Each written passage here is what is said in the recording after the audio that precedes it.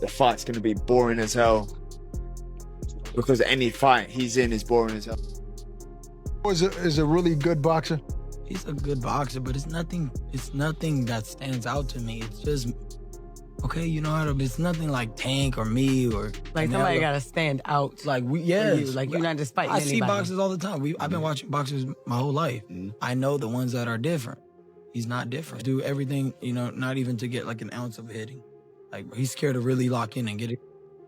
Devin's not.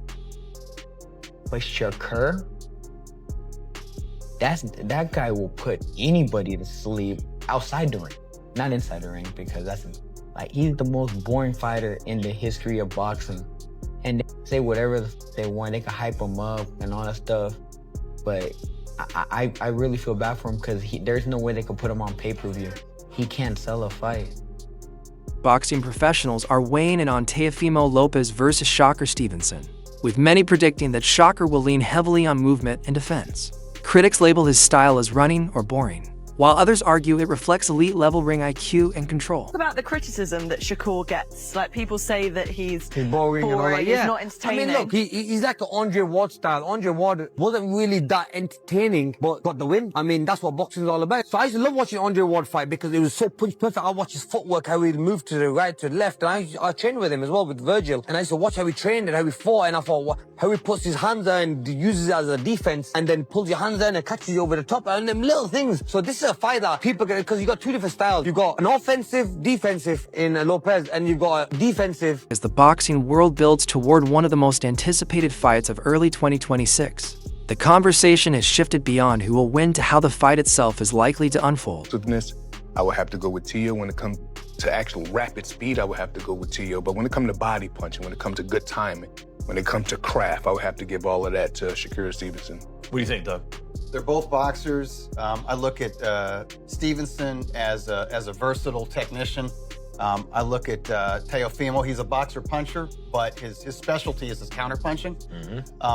Listen, if Stevenson wants to be on his stick and move game, very difficult style matchup for Teofimo, and maybe not that entertaining to the fans. Because Stevenson's longer.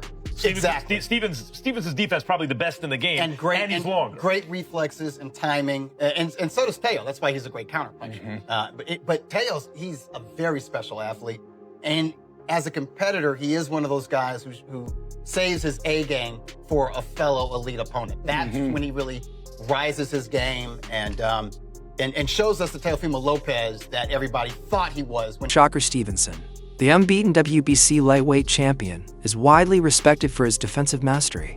His use of footwork, angles, and distance management has made him extremely difficult to hit.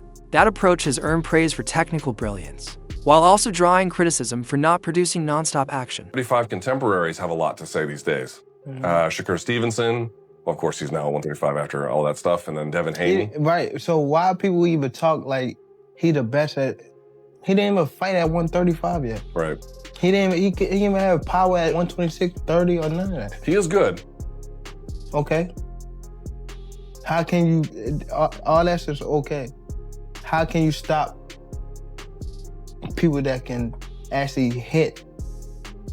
No matter all that boxing, you're going to get hit. Teofimo Lopez, by contrast, is known for his athleticism, power, and aggressive mentality. A former unified lightweight champion and now the reigning WBO super lightweight title holder, Lopez builds his game around pressing forward and landing decisive, fight-altering punches. We haven't seen him land 140. We have seen Teofimo do good at 140, so it's a tricky one. I think it's a 50-50 chess game inside that ring. If you had to give somebody 51, the other guy 49, like the smallest edge. You're gonna put him in the spot, but only because I fought him before. I'll give him that 1% secure because I've fought him. I've never stepped in the ring with Teofimo. I've seen him fight, and I've seen him personally spar, and I've seen him. He's an amazing fighter, but I will only give him that one Shakur because I've stepped in. Against a mover like Stevenson, Lopez believes his pressure and combination punching can disrupt the southpaw's rhythm and force him into uncomfortable exchanges. You know, in boxing, so to speak, he's coming for my crown at the, super lightweight division. And honestly, nevertheless, it's all about the fans. Who has a better resume between you two guys, do you think? Man, I'll tell you again, honestly, it doesn't matter until we hang up the gloves. I think that we still have such a long, depending how well we do with our health, we got a long career ahead of us, man. So this is just something for everybody for 2026. We started off with a bang, and we go from there. Meanwhile, Tim Bradley emphasizes that Shakur doesn't need to run to control the fight. He can stay aggressive by using his jab and finds to keep Teofimo off balance, while dictating the pace. A rudely move. Yeah, it sounds crazy. Shakur can actually walk to Teo. Yeah, he can walk to Teo. Yeah. Long as he walk behind with the jab. Long as he walk behind with feints, because feints throw off Teo. Jabs throw off Teo as well. He's a counterpuncher.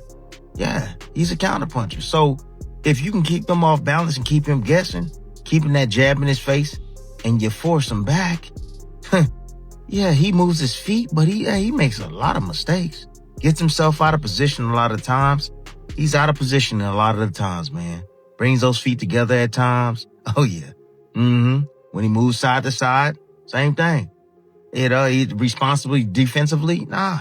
When he disengages, defense is whack. Trash. Yeah. When he resets, a lot of time he comes in the range, he's standing straight up. Come on, man. Shakur can take advantage of Teo not being that great on the inside. Not being that great. Bradley also points out that Lopez can lose position and reset poorly at times, creating openings for Shakur to stand his ground, read incoming shots, and rely on boxing IQ rather than constant movement. He ain't got to run from Teo.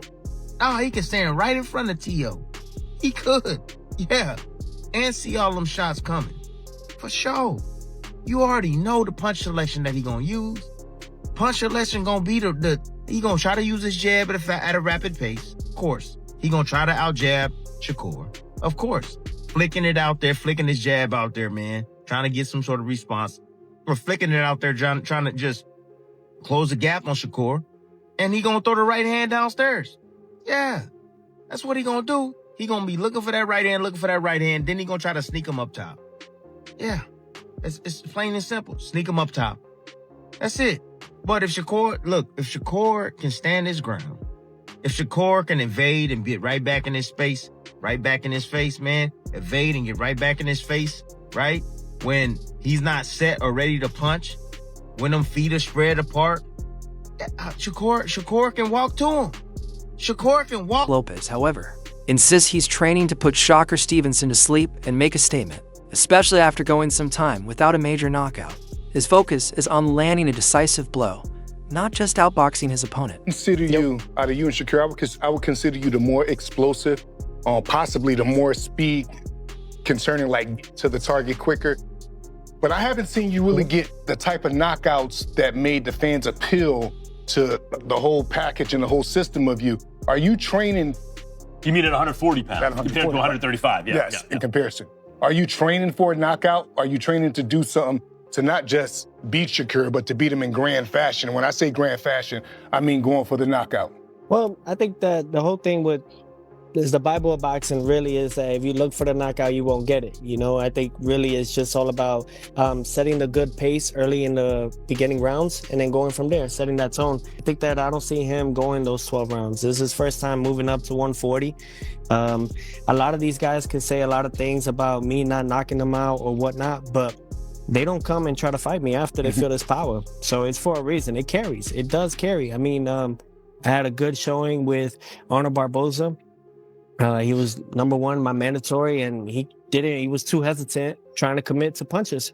So I think that it's just something that's going to be a rude awakening for Shakur. Hey, Doug, you hear that? He said the Bible of boxing. What else is called the Bible of boxing? Ring Magazine. And he's a two-division, Yeah, Ring Magazine champ. Great ambassador for those championship belts as well. Yep, absolutely. I'm very big on those things. You know, I claimed 2 weight divisions, 2 Ring Magazine belts just at 25, you know, and I'm 28 now. I've been defending my belts now. I feel great, you know, and then most importantly, you know, this will be my 4th title defense with the Ring and the WBO junior welterweight world division. Stevenson has spoken about targeting Lopez's weaknesses and approaching the fight with more than just movement. He believes that with confidence and precise execution, he can expose flaws in Lopez's game and take full control of the contest. I'm like locked in and I'm focused on what I'm supposed to be doing, nothing else matters around me. That 4-weight world champion, it means everything to me. That's me separating myself. A lot of these guys that they claim is the guys nowadays, none of them can say that they are a 4-weight world champion.